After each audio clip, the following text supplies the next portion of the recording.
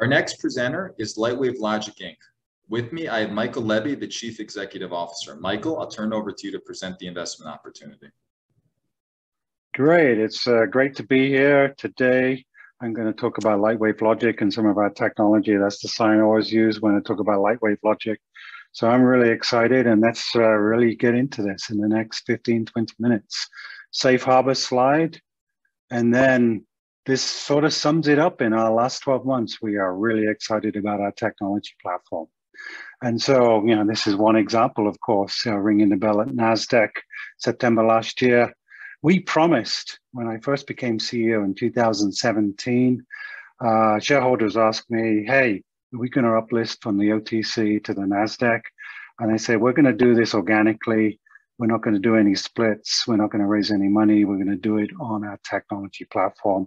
And we actually did that in the 1st of September 2021, last year. So we actually achieved what we wanted to do.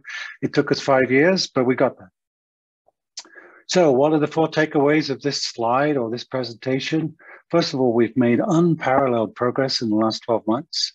Our technology is competitively superior and unique, and we are positioned to have polymers, this is our technology platform, to become ubiquitous. And lastly, we have the resources and the plans in place to succeed. So if there's 4 things you want to take away from this presentation, this slide has it. So let's go for the outline, what we do, some of the markets, core competencies. But at the bottom of the slide, what I put in red font in some of the slides are new guidance from us in the last couple of weeks. So those are the things we haven't really given guidance before, but we've got a lot more details about our development program. What we do, we solve the problem in fiber optics and the internet. We create our own materials that are unique. These are polymers. Our materials switch light really quickly, much faster than liquid crystals in displays. Liquid crystals also switch light, but ours do it a lot faster. Our materials are polymer-based, similar to what you find in organic LEDs or OLEDs. These are the types of polymers you find for TVs, on displays, and mobile phones. Our materials are used in the internet as modulators. And so our polymer materials can switch light, and the device that we refer to them in the optical communication space is modulators. These are devices that are really small and they fit into pluggable transceivers. Our modulators have transformational performance. They can go a lot faster, they're a lot lower power, and they're really tiny. And that allows us to have a technology roadmap for decades. And lastly, we can integrate these devices with other polymer modulators as well as other photonic devices such as silicon photonics for things like multi-channel solutions. But the takeaway on the bottom of this slide, and like all other slides, our polymer technology extends speeds, reduces power consumption for a long, long time. So let's have a quick look at the markets. I mean, this is a slide from the Ethernet Alliance. It shows an increase in speed, link speed in the vertical axis over the next decade. And we're positioned to actually achieve some of the speeds that are on this graph. The other thing on this graph is the path to single lane. In order to get to single lane in fiber optics, you have to have faster optics. And our electro-optic polymer modulators are faster optics. In fact, you can look at the situation out there in the community for the internet.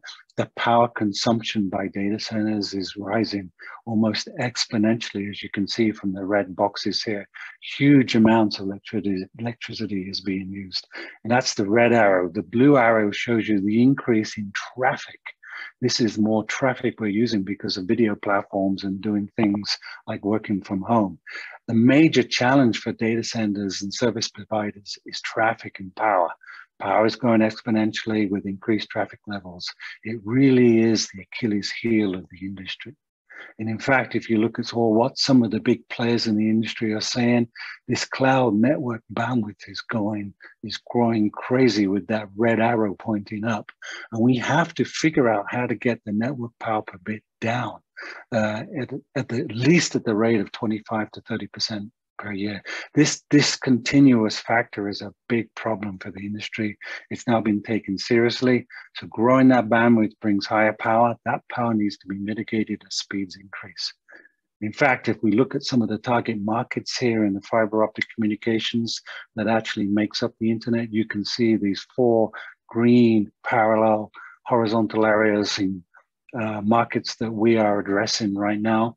These are existing markets with very strong growth. We can see fiber comms, high performance computing, DCI, data center interconnect, data center, 5G systems, backhaul, etc. These are the markets we, as a company, Lightwave Logic is focusing today. You can see there are other parallel market verticals that look really attractive, such as displays, automotive LiDAR, optical sensing. We're a small company, we're focusing on the green, and hopefully we can get to these other markets soon. But it's huge opportunity here. So what are our unique core competencies? Well, our polymer advantages are switching light fast, having very low power consumption, easily fabrication using big silicon foundries because they have the volume scale to get our technology ubiquitous, and having a really good security supply. We create our own polymers in our facility in Denver. It's our technology is a low-cost addition to integrated photonics platforms, and our polymers are quite unique in their properties. In fact, here are some of the results that we've had from foundries, silicon foundries recently, and I've just given that as new guidance in the last couple of weeks. These are standard silicon fabrication components from 2 different foundries, A and I believe D. In fact, our polymer slot modulators are really small. You can see here, this is a 1x8 slot array. This is a CAD drawing, and it shows you that size matters. If you start comparing the size of our polymer modulators versus a commercial prototype module on the left, which is thin film lithium niobate, you can see our polymer modulators are much smaller. What this allows potentially is at least 30 times better in pushing data through a module. In fact, as you can see in the red box here, the potential for 30x plus data capacity in the same pluggable form factor. And that is really important. And in fact, the density could be increased a lot more depending on how you want to lay out your modulators. So this is really powerful at increasing the data rates. In fact, where we enter the market is an engine for a fiber optic transceiver module. This engine can be, for example, I've shown in the bottom right-hand side an OSFP. I've given you a couple of examples there. That is the transceiver pluggable package our engine go into. So polymer engines for pluggable transceivers. So our business strategy, it's 3-pronged. Our business strategy is based on being flexible to the customer. And the way to be flexible to the customer is being able to not only sell components, but licensing our very strong patent portfolio, our polymer materials, to gain licensing revenue royalty, as well as technology transfer to foundries. So foundries can take our technology and then offer our technology as their portfolio, as their product. So you can see the takeaway at the bottom of the slide is to become a leader in the engineering and manufacturing of electro-optic organic polymers. And so we support this because we have a really strong patent portfolio. You can see in terms of our issued patents, what I've given is new guidance in red. 60% of our patent portfolio are actually polymer materials. So that's chemistry-based materials. 40% of that patent portfolio is actually the devices, the fabrication, the high-speed design, the integration, some of the packaging. And you can see on the right-hand side, 50% of our patent portfolio is international. The other 50% is US PTO or domestic-based. And we're always looking to acquire new patents. We've acquired patents before of our competitors, and we're always reviewing opportunities. And lastly, we're very active in filing patents. So the takeaway in the bottom of this slide is our portfolio enables licensing, tech transfer, an opportunity to scale volume manufacturing. And looking out to partner for success, we have a small silicon fab in our facility in Denver, but that's about 1,500 square feet. But what you really need for volume scale is to work with the silicon foundries. just like other semiconductor businesses. So we are doing that. We are partnering with these foundries to qualify our process of polymer fabrication into their PDKs. And we're partnering for licensing and partnering for tech transfer. That allows us to focus on our uniqueness of our platform, efficient use of capital, because we don't have to build these huge facilities that cost hundreds of millions of dollars, and to prepare for volume. And so you can see from this slide in green, we're working with a number of foundries for risk mitigation to make sure that we can have our technology become ubiquitous in the marketplace. And we've given some geographical location where the foundries are, the type of wafers we use, what the existing PDK is, and whether these foundries are open to create our polymer PDK, and some of the guidance we've given in terms of expected results. So we have deep activities with foundries for volume scaling, and we're looking at another 2 foundries to come online next year in 2023. And so our potential customers at all levels of the value chain, you can see the value chain is quite complex. It ranges from foundries and optical component suppliers all the way up to service and internet providers, as you can see on the right-hand side. And these are typical actors, typical companies you'll find in the network. But we have the potential to enter the market in many verticals, both direct and indirect. So indirect would be to OEMs, to contract manufacturers, to outsourced semiconductor assembly and test facilities, as well as directly to the customer base. And so this is our technology roadmap now with added timelines of 2022 and 2023. We can see that we have unique positions with our technology, unique chemistry, unique chip design, unique high-speed performance, and unique polymer pick platform. These are verticals on the left-hand side. So our technology roadmap emphasizes our unique value to the industry. And we support this with our polymer business roadmap with timelines. And we're driving forward with our high-speed, low-power, really small polymer platform for the industry. And the timelines here indicate we're in the process going from customer interaction, testing, evaluation, partnering with foundries to customer qualification and design verification and partnership. And you can see that we're really active in these boxes right now, and we're moving quickly towards customer acceptance.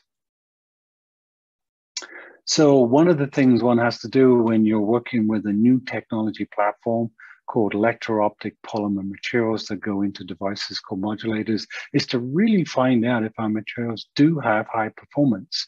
And so here's a company over in Europe that wanted to utilize our electro-optic polymers in their devices. So these are not modulator devices we design. These are these companies' own devices. And what you can see here is this taking our material, they actually achieved world record performance in peer-reviewed papers and international conferences in 2021 and the early part of 2022. So this is really outstanding and really exciting to see this, because this is third-party review of our material. So our electro-optic polymers demonstrate world-class speed of operation, and they provide from this follow-up paper a competitive alternative to some of the silicon modulators that you see as incumbent technologies today. And so we can see enhanced stability using a different type of device that these guys used, which is a racetrack plasmonic organic hybrid modulator. But the results in the peer review paper are just outstanding and they're world-class. So we're really excited to see this work. So our leadership in the company, we have a great and experienced management and board. The 2 folks I've ringed are 2 new folks, a new independent director, Dr. Craig Chesler, who is one of the chief technological folks at Illumina, especially in terms of product development, but has a great experience base in our field, in optics and microfluidics, nanofabrication, and a new management team member, Dr. John Ziskind, who I worked with at AT&T Bell Labs many years ago. John has great experience in telecom, datacom, silicon photonics, integrated photonics, and pluggable transceivers. And these 2 folks added to the team really make it exciting. Plus, we have great technical folks like Dr. Leonberger, and Dr. El Ahmadi, who have great experience in the telecom world. And then we support this with a technical advisory board with folks like Dr. Miller, who was CTO of Corning and DuPont at one point, Dr. Harder, Dr. Umbach, and Dr. So. You know, if you look at these folks, great experience base, but Frankie So is great. I mean, he is one of the leading authorities on OLEDs, organic LEDs. And he was one of the folks that helped commercialize organic polymers in LEDs that you're actually looking at from your TVs, mobile displays today. And Frankie is helping us qualify our polymer technology so it can become ubiquitous in the marketplace, which is also really exciting. So just to summarize, and I think I'm within my sort of 20-minute time frame here, what we are involved in is great material science, great standard fabrication and testing, high-speed design and packaging, a powerful patent portfolio that addresses huge market opportunities, including the internet, fiber optic communications, plus other market verticals, selling components, license on our materials, tech transfer our fabrication process to foundries, and solving key internet Achilles heels that the customers are facing. Scaling that up with silicon foundries puts us in a really nice position for the latter half of 2022 and looking forward to 2023. And so the 4 takeaways I started with at the start of this talk. The first point, have we made unparalleled progress? Yes, we have in the last 12 months.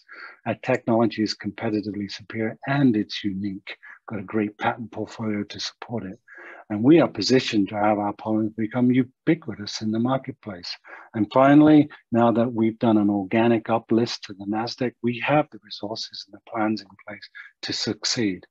And I'd like to thank you and leave you with just 3 words: unparalleled progress, unique technology, and ubiquitous in the marketplace. Thank you.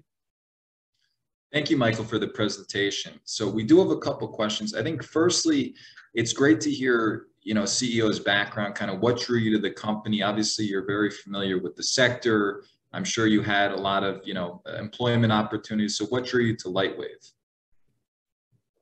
What drew me to Lightwave was I've been in the integrated photonics business pretty much all of my career.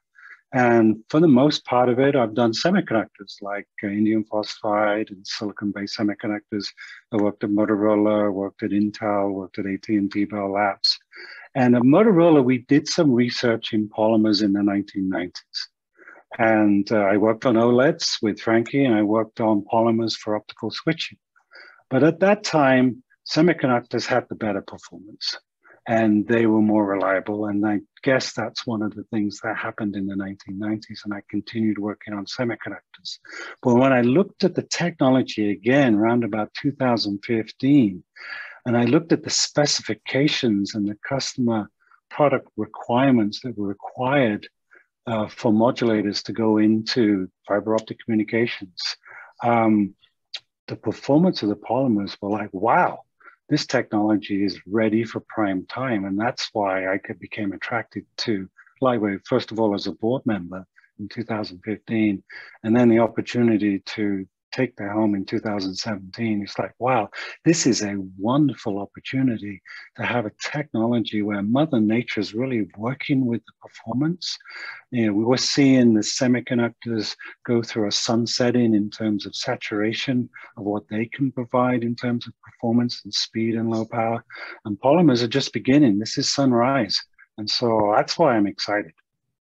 Hey, I don't know if I've answered your question, but yeah. Absolutely. Yeah, no, makes perfect sense. And I think, so going on that point, I know, you know, you've discussed the foundry, and I think you said the second half, there's going to be some progress with it. Can you talk a little more about that? What you expect sort of in the second half with the foundry? Yeah, so we came out and gave guidance about working with foundries about 12 months ago. Got a lot of attention from shareholders, and it was good feedback. And people ask me, why foundries? Well, you can't really scale in volume in a small fab. We have a small fab in our facility. We have a huge, actually, facility to scale the materials in chemistry here. But, you know, the fab is limited. And, you know, when you run wafers, you've got to have a big building. You can't have a small building. And so you've got to work with foundries. And it's taken time to work with foundries. And be quite honest with you, I mean, everybody knows the cycle time to put in a design in a foundry and to get feedback from those wafers is, 6 to 9 months. And we've all heard that foundries have been a little bit delayed because of the pandemic, and they've delayed a couple of months. And that's no different. We've experienced the same sort of situation. And so we're working with a number of foundries to mitigate risk. But also, some of the results are coming through now. We showed a couple of slides just in this presentation where, we have modulators coming out of foundries as opposed to our own fab. And that means that becomes, for us, our confidence goes up because our process is working in somebody else's facility, not just our own facility. So you're showing that you can transfer your fabrication recipes to other people. And the more you can do that, the better you'll become. And so that process has begun. And as we go through the latter part of this year and into next year, that's just going to become more and more. And as we get more results, we'll give more guidance. Absolutely, makes perfect sense. So I guess going on that point, it's a fairly technical subject. Obviously, the retail investors may not have the appreciation you do of the stock. The institutions obviously can, check in more with PhDs and sort of check, the market and the technology aspect and this third-party studies. How do you view investors should monitor the commercialization? Like, what should they be looking for? Obviously, the foundries one. Is there anything else you think investors should kind of be monitoring if they purchase shares or own shares now? What should they be looking for to kind of gauge it?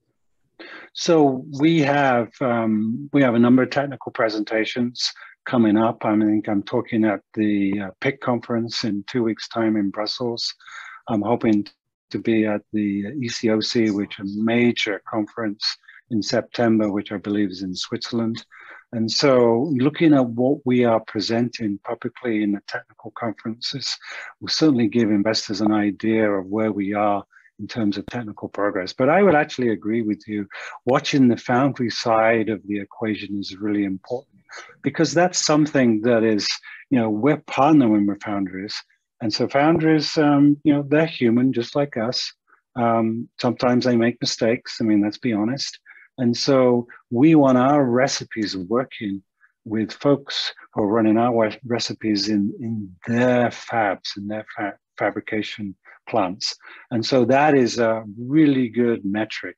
It's like the acid test to make sure that you can get your stuff made by other folks. And so, watching what we're doing and saying in technical conferences, of course, investors look at your press releases and things like that. But also, what we release and the guidance we give on the foundry update. I think those are the main areas. And I'm really excited. So I think folks are going to see a lot later this year and early next year. Absolutely. So final question, I know we're running a little short on time, but I guess I'd be curious, the hiring process for this space, it's a very specific knowledge base you need people to have, and they may have, competing offers or, it's I know for tech or AI or, data centers, it's a very competitive market, right? And salaries and stock and what all these companies are paying. And so how have you retained people, or have you found the market for, I guess, attracting talent as, a smaller public company? I think as a small public company, you always have difficulty bringing folks in that are internationally based because of the limitation on visas. And so just like any other tech company in Silicon Valley, that's one issue. But if folks are domestic based and they've got the freedom to work and they're really excited, then we take a very close look. We have a pretty high bar here. And for example, one of the last big hires we had was Dr. John Ziskind, who came in January as our VP of engineering. And John said to me, he said, I took a look at your technical advisory board. I took a look at your board. I took a look at your team. He goes, wow, this is truly world class. I want to be part of this. And so, yes, we do have a lot of interest, but the, what's the term? The threshold is high. We want world-class people here. And I like to surround myself with A-class players because I want to make sure that we get this, as you see from this slide, in order to get this technology ubiquitous, you've got to have the best people to support you to do that. And that's the team we want. Absolutely, yeah. It's a very big shift in existing, technology. So you need you need a lot of brain power and salesmanship and kind of progressing it forward. So again, Michael, appreciate you presenting today and providing an updated presentation on Lightwave. No, thank you very much. This has been really exciting. So I'm glad I got some good questions.